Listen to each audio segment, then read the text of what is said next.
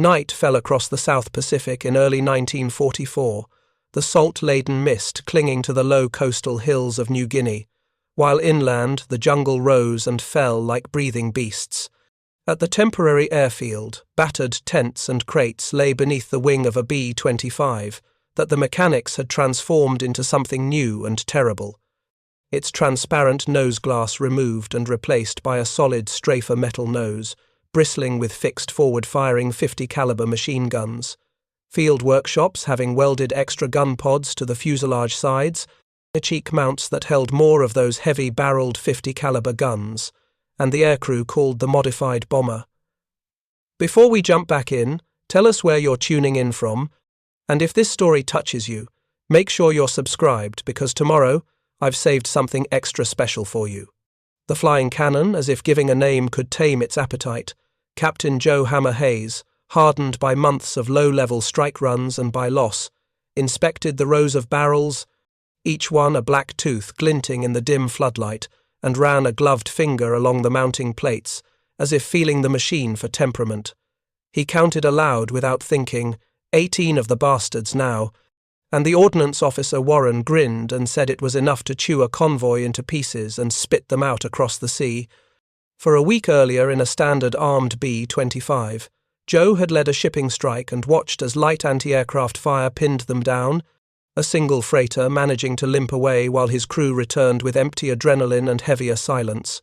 And back at base, the mechanics had spread photographs on a crate, black and white images of earlier strafing runs where heavily gunned B-25s had shredded fragile Japanese barges, turning boxes of supplies into splinters and men into sudden, motionless shapes. Joe called the crew together beneath a single bare lamp, Red Malone his co-pilot, Tiger Wu the navigator and nose gunner, Doc Sanders on radio and guns, and Mac Reynolds the engineer and loader, men who had become a single machine through routine and shared fear. And he laid out the next mission, a low-level dawn approach to intercept a Japanese supply convoy heading toward the New Guinea coast. 3 freighters and 2 destroyer escorts laden with fuel, ammunition and troops. A line of life the enemy could not afford to lose, the plan simple and vicious. Get in low, unleash the forward firepower to rip the escorts and decks, drop bombs where possible to break hulls, then break away before the escorts could bring concentrated fire to bear, Joe telling them that the old bomber work was done and that they were now strikers who would cut the line and stop the flow of men and materiel because the enemy showed no mercy and they would be harsher, the engines warming like caged beasts as the crew ran through checks, the smell of hydraulic fluid mixing with sweat and the sharp tang of diesel, while lamps cast mobile shadows across faces drawn and set with resolve. Red joking in a low voice to break tension about church pews and medals and being too young to die, but the laugh coming out thin and wet as though the joke had already leaked away, while Tiger stared at the charts as if memorizing each wave. And Shoal, Doc tuning the radio and mending ragged bits of wire with practiced hands, and Mac adjusting belts in the bomb bay, losing himself in the mechanical ritual that steadied him more than sleep could, each task a small promise against chaos. And when the first hints of dawn scraped the horizon they were taxiing, the flying cannon rumbling forward with its extra cheek guns clanking softly, the modified nose a promise and a threat that stared like a snout of iron into the pre-dawn gloom, and as they climbed, the world below was still a smear of dark and green, and the engines hummed a steady, brutal hymn while Joe tasted metal and expectation on his tongue, and felt the old private tightness around his chest that preceded every run, the approach lower than most missions, skimming treetops and wave crests until the convoy emerged, black against the pearled light, 3 freighters pluming smoke and 2 destroyer shapes cutting a wary wake, Joe nodding a small close signal while Tiger swung the bomber into the attack profile and the forward guns vibrated and settled, the first curls of tracer stitching the air as if stitching fate to fabric. At 400 feet, their shadow passing over the convoy like an omen and the forward guns opening in a thunderous animal roar, the flying cannon coughing flame and brass as belts of ammunition fed into the hungry muzzles and the sea below erupted, freighter decks blossoming in fire, crates and fuel, and stacked materiel turning into infernos, men on deck thrown into the air or scurrying for cover, while the destroyers splashed back with bursts of flak that combed the sky with angry petals, rounds stitching hulls and superstructures with a savage impatience, cutting railings, shredding tarps, punching holes that vomited steam and smoke, and one freighter taking a cascade of hits along its stern before listing, a slow, obscene surrender to the sea. Joe, feeling the vibration through his boots and thinking of the week that had led to this, of failed runs and a slow curriculum of improvisation taught by necessity, each modification welded in the heat of immediate survival and crewed by hands that would not accept impotence, the gunners in the cheek mounts feeding belts, their faces painted with the light of muzzle flash, while Doc's voice crackled through the intercom with curt observations and coordinates, and a steady crude humour about the amount of scrap they would leave behind. Above the aft gun Mac counting shells and heartbeats and feeding them with a devotion that bordered on prayer. Each round a small victory over entropy and a reassurance that they could still affect the world in blunt and terrible ways. Always. Again. Pre-dawn, the jungle of New Guinea was still cloaked in ghostly silence when the modified B-25 Mitchell rolled from its revetment, tires crunching softly on the packed coral strip. The torches that lined the airstrip flickered out one by one, leaving only the tremor of orange light along the wing's edge. The engines coughed, spat flame, and caught with a steady thunder as the twin Wright R2600 radials came alive, each cylinder firing in rhythm like a massive iron heartbeat. Captain Joe Hammer Hayes sat forward in his seat, the glow of the instrument panel painting his face pale green. He eased the throttles, and the bomber began its run into the blackness beyond the field. Behind him, co-pilot Red Malone called out airspeed, while navigator Tiger Wu hunched over his chartboard, plotting the coordinates with quick, sure strokes.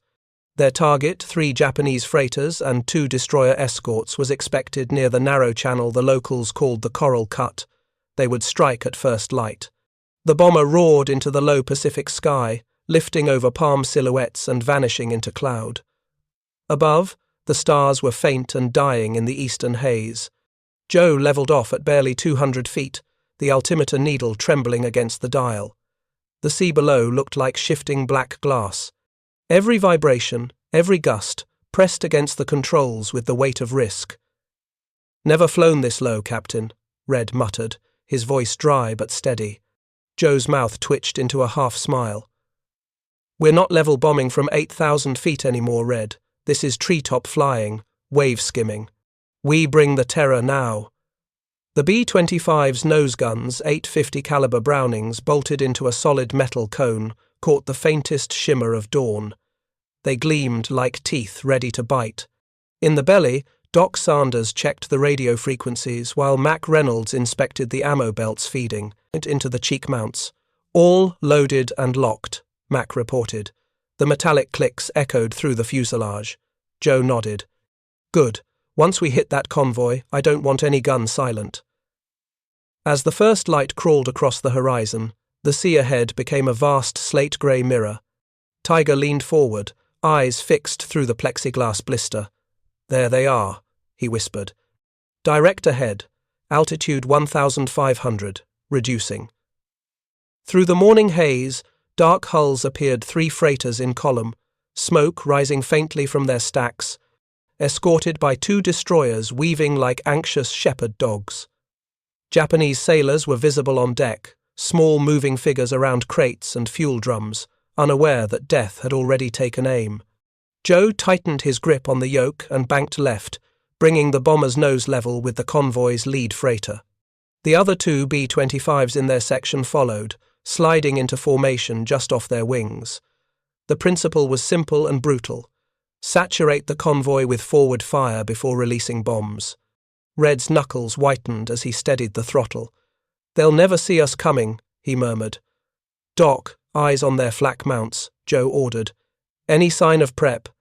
"AA fire up ahead," Doc's voice crackled through the intercom. "Destroyers warming up their batteries."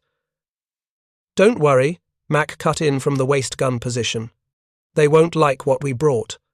The formation dropped lower, skimming the wave tops. At 300 feet above the sea, Joe flipped the safety on the nose guns and squeezed the trigger. The effect was instantaneous, 8 heavy barrels spitting red fury, tracers streaking in converging lines across the freighter's deck. The sound was a long metallic snarl that shook the entire airframe. Bullets tore into the ship's bridge and forward holds, smashing through light steel, punching through barrels, and igniting fuel. Japanese sailors scattered like ants as flames erupted amid the cargo. The destroyer nearest the freighter began to return fire, its twin light AA mounts coughing streams of orange, shells bursting dangerously close. Still, the B-25 pressed in. Mac fed more belts into the cheek guns, brass casings raining into the fuselage. "Keep her steady!" Tiger shouted. "We've got targets lining up!" Joe's jaw was locked, eyes unblinking, guiding the aircraft just above the water. Armor-piercing incendiary rounds chewed through the superstructure. Smoke boiled upward. The second freighter caught a burst near its stern, a chain of explosions rippling down its length as fuel drums ignited. "Wave 2 deploying side pods now," Red called over the roar. The 2 other B-25s peeled outward, releasing fire from their own cheek guns. The air turned into a hurricane of tracers.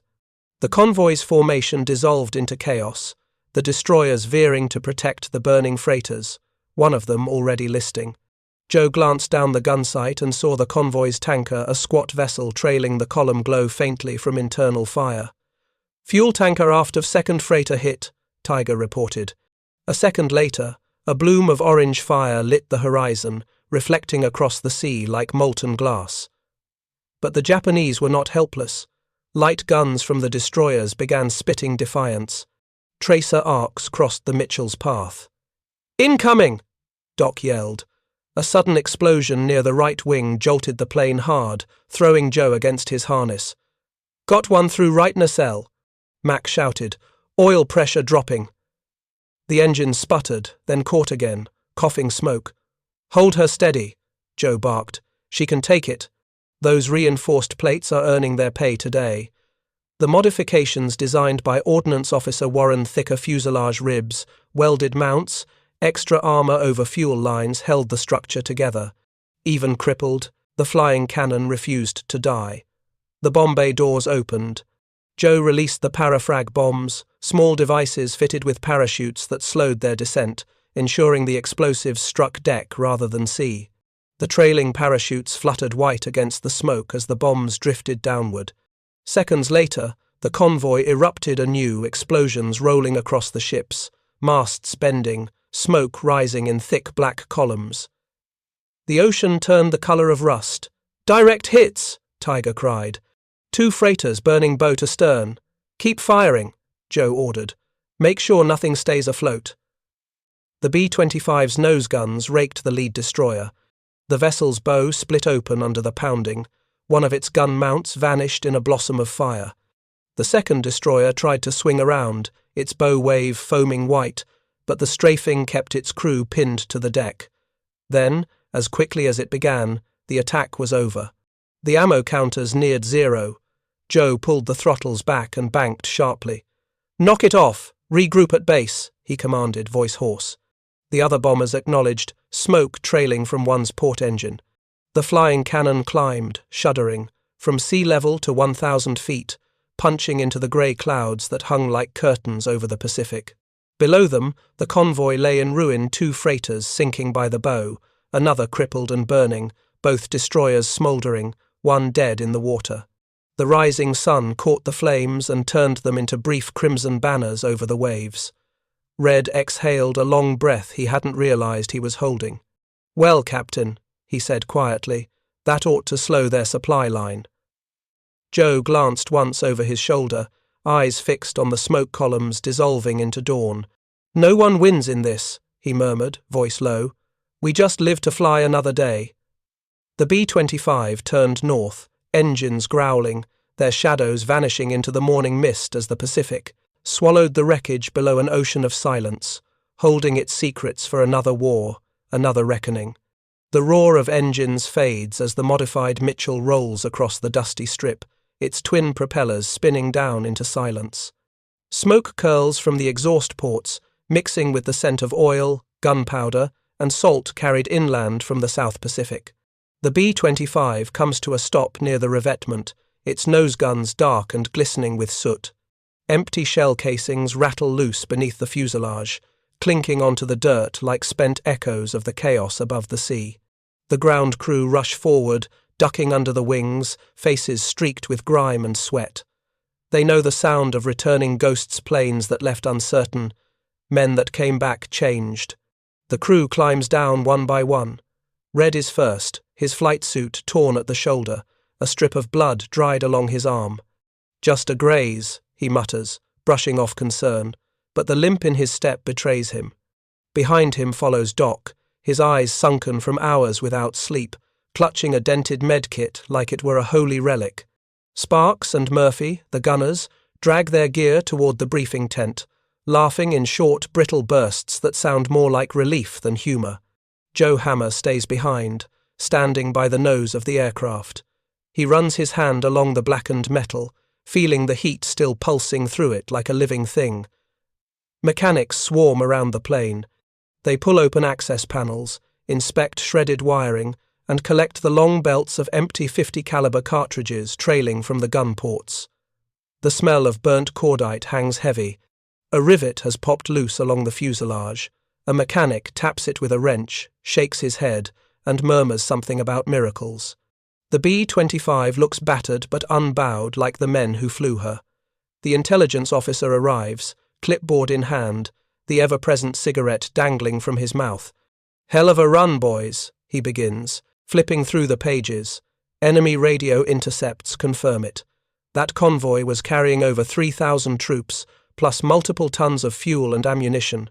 We estimate at least a week's disruption for their inland garrisons. His voice carries a note of restrained admiration, but beneath it lies the weight of numbers, numbers that mean suffering, hunger, collapse. He pauses, then adds quietly, "Command says your mission has significant strategic impact." Joe listens but says nothing. His gaze drifts beyond the runway, where jungle shadows sway in the breeze. He thinks of home, the small cafe in his Midwestern town, the laughter before the war, the empty seats that came after Germany's invasion of Europe. He remembers the telegrams, the black ribbons on doors, the silence that followed news of victory that came at too high a cost. He wipes his brow and mutters, "Weapons don't win wars, people do, we just gave them a chance." A voice breaks the moment. "Nice fireworks, Hammer," calls Lieutenant Flash Morgan, swaggering past with his flight cap tilted low. "How many?" 50 cals did you bring this time?" His grin is wide, but his eyes betray the fatigue etched into every pilot's face. Joe grins back. "Enough to make waves," he replies, glancing toward the scorched barrels under the nose. The two men share a brief laugh, the kind that keeps fear at bay, and then move toward the debriefing tent. Inside, the air is thick with sweat, coffee, and the dull scrape of pencils on paper.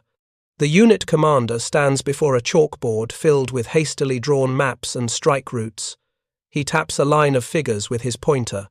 "Gentlemen, today's success confirms what field modification teams have been saying for months. The B-25, when fitted with heavy forward-firing armament, performs exceptionally well in low-level attacks." He gestures toward a photograph tacked to the wall, one of the modified aircraft bristling, with guns along the nose, sides, waist, and tail.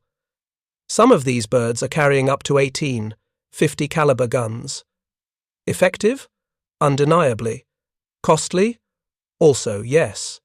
But this is the direction we're moving.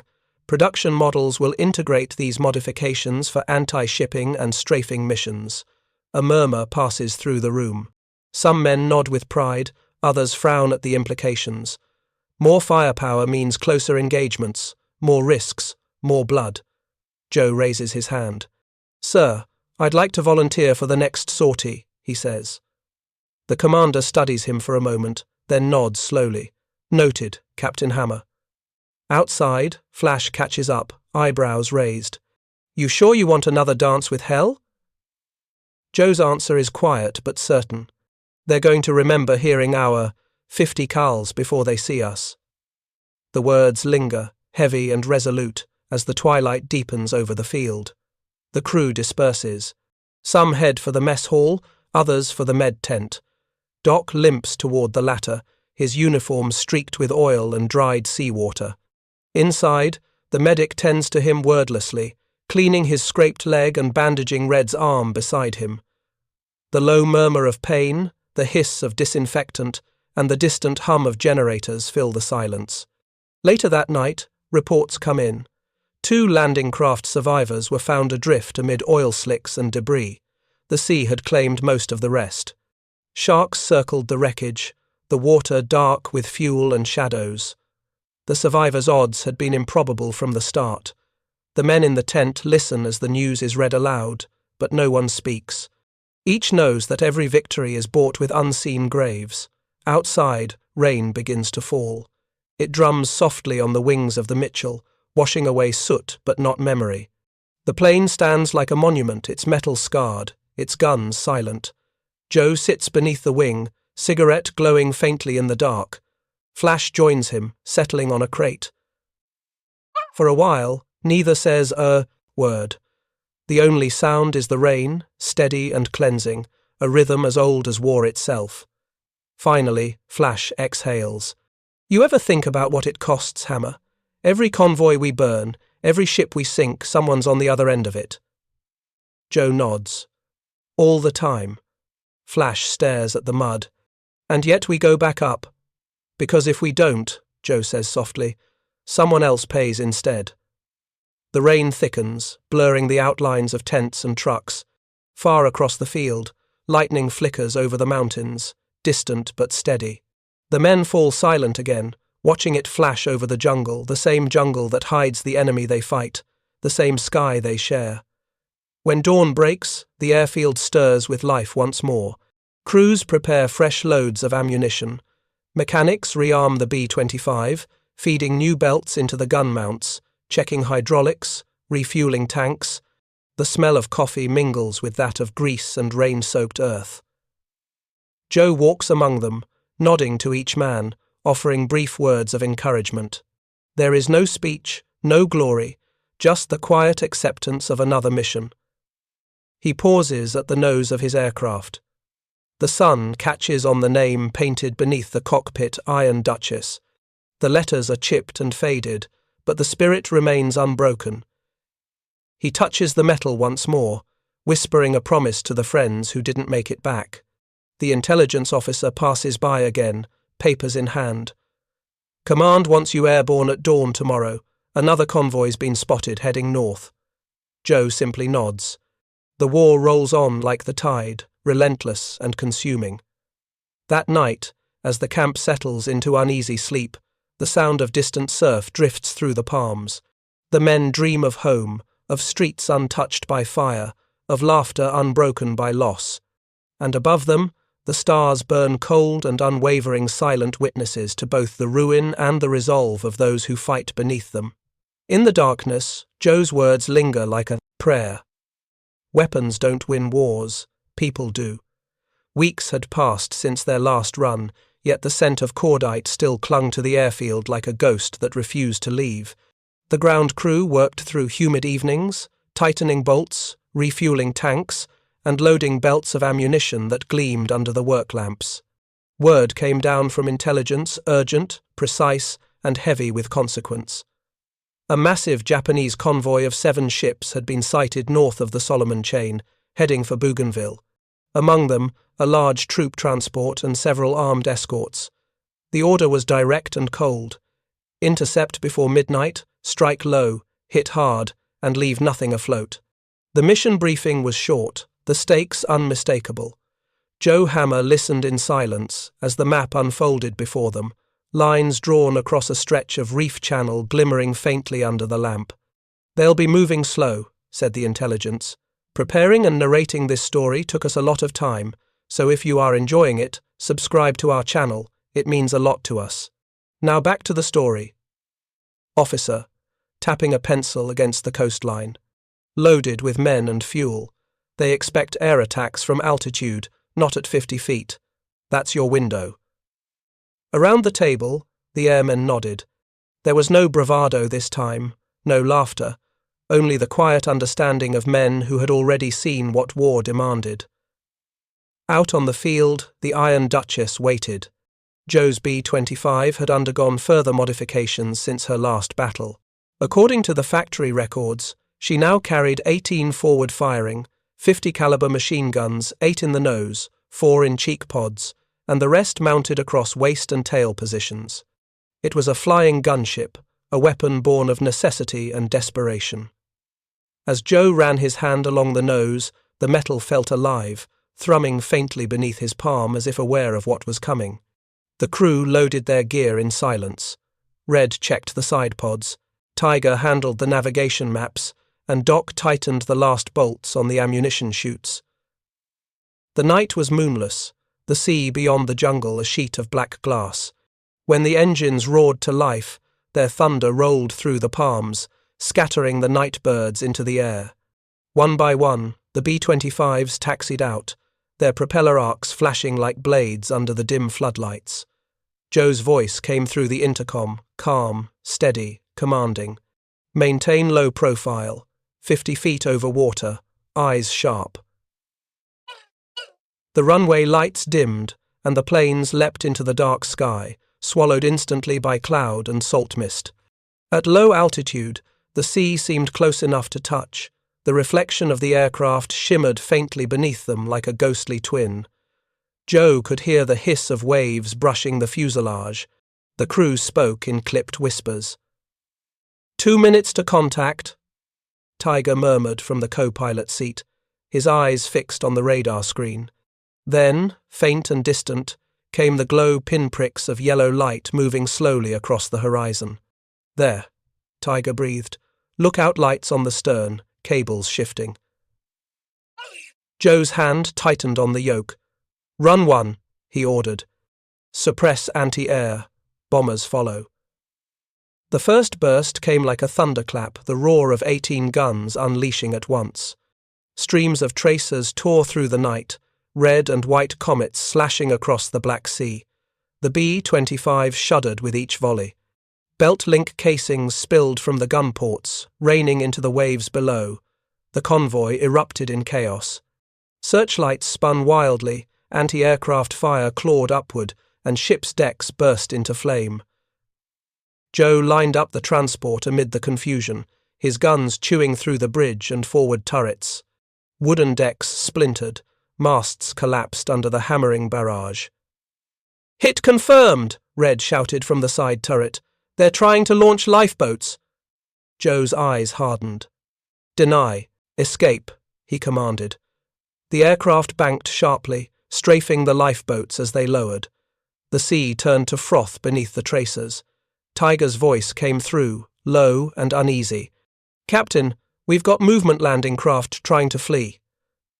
"Run them down," Joe replied. "They're carrying war material." The second pass came lower, tighter. The B-25's nose dipped just above the waves, guns roaring again, incendiary rounds igniting fuel slicks that trailed like burning veins across the sea. The heat shimmered through the cockpit glass. "Captain," Red's voice cracked over the intercom. "There are men in the water." Joe's reply was flat. Their craft were armed. No quarter. The silence that followed was filled only by the grinding rattle of the guns. The sea glittered with debris, fragments of timber, torn canvas, and flickering fires that danced upon the waves. Somewhere below, men shouted in languages swallowed by the wind. The smell of burning oil and cordite filled the cockpit. Then came the bombing run. The bomb bay doors opened with a hiss, and the payload fell a half-dozen 500-pound bombs tumbling into the black. They struck amidships, one after another, sending plumes of fire and water skyward. The shock waves hit the B-25 like fists, jolting her through the turbulence. Joe steadied the controls, teeth clenched, eyes fixed on the inferno below. From his turret, Red saw figures still clinging to debris, trying to paddle toward shore. "Orders?" he asked quietly. Joe's jaw tightened. "Side pods engage." The gunners obeyed. Twin streams of tracers swept the surface, ripping through the rafts. The sea erupted again, this time with no resistance. Then, at last, silence. Only the crackle of burning ships and the distant rumble of waves breaking on the reef remained. The convoy had ceased to exist. The flight back to base was wordless. The engines hummed softly, a monotonous dirge that filled the void where conversation used to be. Each man stared into the dark, their thoughts their own. When they landed, the field lights glowed dim, and no one cheered. The crew stepped down into the damp air, faces pale, eyes hollow. The smell of the sea clung to their uniforms. The intelligence officer met them near the hangar. His clipboard trembled slightly in his hands. "You did it," he said quietly. "Entire convoy destroyed, all ships sunk or grounded, thousands of enemy troops lost. Their logistical chain is broken for weeks." He hesitated, searching for words of praise that never came. Strategically, it's a major victory. But no one answered. Joe simply nodded and walked past him. The others followed, wordless, each carrying the unseen weight of what victory had cost. Hours later, long after the debriefing ended, Joe stood alone on the airfield. The sky had cleared, and the moon rose pale over the jungle ridge. Its light spread across the tarmac, silvering the wings of the Iron Duchess. He slipped his hands into his pockets, feeling the letter folded there, creased and smudged from days of rereading. It was from home. He could still recall the words written in looping cursive. "Your waitress loves you, Joe." He smiled faintly, but it was a smile without warmth.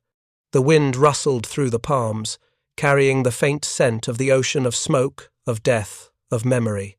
Joe looked toward the horizon, where the reef lay hidden beneath the black water, and exhaled slowly. "War," he whispered, "takes far more than steel." The engines in the distance coughed to life again, preparing for dawn. Another mission waited. Another night would come. And above them all, the stars watched cold, indifferent, eternal. By late 1944, the concept of the heavy-gun B-25 gunship had finally matured into a deadly and efficient weapon. Across the Pacific, the United States Army Air Forces embraced the solid nose, forward-firing, strafer configuration, a design philosophy that turned the once modest medium bomber into a roaring predator of the sea lanes. The engineering hurdles had been immense. Recoil forces from the multiple. 50-caliber Browning machine guns twisted the fuselage like a living thing. The aluminum skin buckled under repeated strain. Cheek-mounted guns needed reinforced bulkheads and additional braces to keep them aligned. Yet the men at North American Aviation persisted. They built, modified, and strengthened layer by layer, rivet by rivet, until the airframe could handle the immense punishment of its own fury. The results spoke louder than any test report. On a raw, cloud-swept morning over Iwo Jima, a fully equipped B-25J thundered through low clouds like an iron beast. 18 forward-firing. 50-caliber guns glimmered in the rising light, their muzzles smoking from previous sorties. As the plane descended toward its target, the crew braced in silence. Then came the thunder, a solid wall of tracer fire that tore across Japanese airfields, convoys, and coastal fuel depots. The gunship raked the ground with a storm of lead, its synchronized barrels chewing through hangars, trucks, and aircraft before they could lift off. When bombs followed, the earth itself seemed to heave.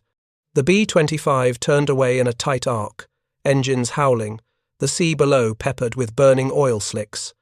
To those who survived below, the Americans had unleashed something beyond comprehension, a storm of steel that the Japanese soon learned to fear. They called it Hikoho no Oni, the flying cannon. To the American crews, it was a weapon of necessity. To their enemies, it was a fire-breathing omen. And to history, it would become the symbol of innovation born from desperation. Back at the forward airstrip, Joe Hammer Mallory climbed down from the cockpit, his flight suit streaked with oil and smoke. The ground crew rushed forward, patting the scorched fuselage, counting bullet holes, marveling at how the beast still held together. Joe's hands trembled slightly as he removed his gloves. He looked up at the twin right engines cooling in the dusk, then at the blackened barrels of the nose guns. They still smoked faintly, whispering reminders of what they had just done. Inside the command tent, Joe received a citation from headquarters, a commendation for valor and precision in the line of duty. He accepted it silently, tucked the paper into his locker, and said nothing more. Flash Morgan, his bombardier and oldest friend, leaned against the tent pole and smirked. "Feeling proud, Hammer?" he asked, half teasing. Joe looked at him, eyes distant. "The guns did their job," he said softly. "I just pointed them." Flash didn't press further. He knew better. The silence between them was thick with shared memory of men screaming over the intercom, of tracers slicing through night skies, of ships vanishing in columns of flame. Later that night, Joe sat alone near the edge of the airstrip. The jungle hummed with insects, and somewhere in the darkness, a lizard croaked from a puddle. He stared at the stars, cold, unblinking witnesses to all human fire. His mind wandered between pride and guilt. The immense firepower of his plane had stopped reinforcements, silenced enemy strongholds, and shortened the war. Yet every time he closed his eyes, he saw the faces, the terrified soldiers scrambling for cover, the pilots leaping from burning aircraft, the survivors floating in oil-stained waters. Each victory carried a shadow. A few days later, in the maintenance hangar, Joe met Warren, the ordnance officer, a wiry man with spectacles perpetually sliding down his nose. Warren was adjusting the belt feeds of a side-mounted gun when he spoke. "You ever think about what these numbers mean?" he said casually, not looking up. "A dozen of these birds carry more, 50 caliber barrels than 4 infantry regiments." Joe frowned. "That's a hell of a comparison." Warren wiped his hands on a rag. "It's not a comparison, it's arithmetic. Firepower equals survival. That's what command says." Joe nodded, but unease tightened in his chest. He walked to the nose of his B-25 and ran a gloved hand along the barrels. Each gun, cold and silent now, seemed to hold the memory of 100 bursts. He knelt, looking straight down their dark throats, imagining the moment before ignition, the vibration, the roar, the invisible threads of destruction weaving through air. For all the glory attached to the term gunship, he could not forget that its heart was made of lead. He remembered another war front, the hedgerows of France, the mud, the ambushes, the desperate little missions where a handful of men fought for minutes of survival. That was where he had first learned that courage came in small human doses. But here, in the Pacific, courage had turned mechanical. The B-25 was no longer a bomber. It was a doctrine, a philosophy of overwhelming fire. It could destroy bridges, ships, and armoured columns. It could slice through jungles and convoys with clinical precision. Yet in doing so, it had also changed what war meant to the men who fought it. The engineers at North American Aviation had once envisioned an aircraft that could carry a 75mm cannon, turning it into an airborne artillery piece. The B-25G and H models had tried it massive, thundering shots that could sink a freighter in one hit. But the cannon's slow rate of fire, the recoil, and the limited ammunition made it impractical. What truly reshaped the air war was not one colossal shell, but the relentless chorus of dozens of 50 caliber guns, armor-piercing, incendiary, tracer streaming together in a molten ribbon of destruction. Volume, not caliber, became the measure of dominance. Word spread across the Pacific. Squadrons of these heavy gunships hunted in packs, skimming over the waves, annihilating shipping lanes, and cutting off supply routes. Japanese convoys dreaded the sound of their approach. Some ships even began travelling at night, engines throttled low, in hopes of escaping the B-25's wrath. But the Americans adapted again, radar-guided attacks, coordinated strafing runs, new formations that blended speed with devastating precision. By early 1945, the legacy of the strafer bomber was undeniable. It had rewritten tactics, redefined medium bomber roles, and shifted the balance of air power. Yet, to men like Joe Mallory, its success was a paradox. Each mission brought the war closer to its end, but each also carved deeper marks into the hearts of those who survived it. On one quiet evening, as the sun bled red over the airfield, Joe walked toward his aircraft one last time. Mechanics were washing soot from the wings, the metal gleaming gold in the fading light. He placed his hand on the nose, feeling the coolness beneath his palm. "You did your part," he whispered, though he wasn't sure if he meant the plane or himself. Behind him, the horizon flickered with distant artillery flashes, war's last breaths before surrender. In that still moment, Joe realized that the legacy of fire was also one of reflection. The B-25's guns had not merely changed battle, they had changed the men who wielded them. Power always asked for a price, and the Pacific had exacted it in silence, smoke, and sleepless nights. As he turned away from the aircraft, he thought of the future, of the engineers who would study these machines, of the young pilots who would inherit their lessons, and of the world that would one day remember not just the fire, but the humanity behind it. The war was ending, but the echoes of the flying cannon would never fade. They would live on in the roar of jet engines, in the doctrines of close air support, and in the haunted eyes of those who once flew through storms of their own making. The legacy of the B-25 was not merely one of steel, it was a story of men confronting the limits of power and learning that even victory burns. Years later, Joe Mallory stands beneath the soft sunlight of a spring morning, surrounded by the quiet hum of an open-air museum. Before him rests a restored B-25J Mitchell, gleaming like a relic of another world. The aircraft's olive-drab skin has been polished to a dull sheen, its nose bristling with 8 dark barrels that point forward like the snouts of a sleeping dragon. Joe steps closer, his hand trembling slightly as he touches the cool steel of the gun barrels. The metal feels alive somehow, still carrying the memory of heat, smoke, and motion. A small placard mounted beside the plane reads, 18 forward firing, 50 caliber machine guns, the flying cannon. The words draw a faint smile from him, the kind that hides both pride and sorrow. He closes his eyes, and, for a moment, he is back in 1944. The roar of twin Wright cyclones fills his ears, the vibration of gunfire rattles through his chest, the sky alive with tracers like burning comets. He sees the sea below, peppered with burning ships, and feels again that strange mix of triumph and dread that came with every mission.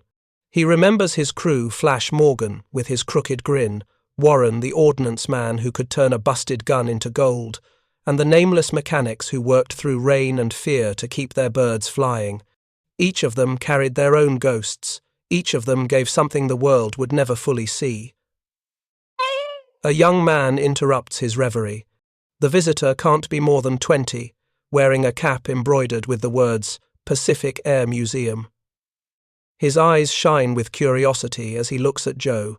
"Sir," he asks respectfully, "why did they mount so many guns on this plane?" Joe studies the boy for a long moment before answering. His voice is low, steady, carrying the weight of years. "Because sometimes bombs alone don't win," he says. "You need bullets. You need weight of fire. You need to break the line before they can reinforce. That's why." The boy nods, thoughtful, perhaps not fully understanding, but sensing the truth behind the words. Joe gazes again across the tarmac. Beyond the museum fence, jets rise into the blue, leaving white trails that cut the sky like chalk lines on a board. The world has changed. Aircraft now fight with precision missiles, guided by satellites and computers, but in their sleek silhouettes, he still sees the ghost of the old Mitchell. The lessons of that era, he thinks, were written not only in steel but in sweat, fear, and courage. The men who flew these bombers had rewritten the rules of air warfare, one mission at a time. He steps back, looking once more at the B-25's silent nose. The barrels are cold now, their thunder long gone, yet their story lingers. Those guns once tore through enemy convoys, cut supply lines, and hastened the war's end. Their echoes are woven into every mile of freedom bought at such cost. Joe turns to leave, then pauses and looks back. His voice is a whisper carried by the wind.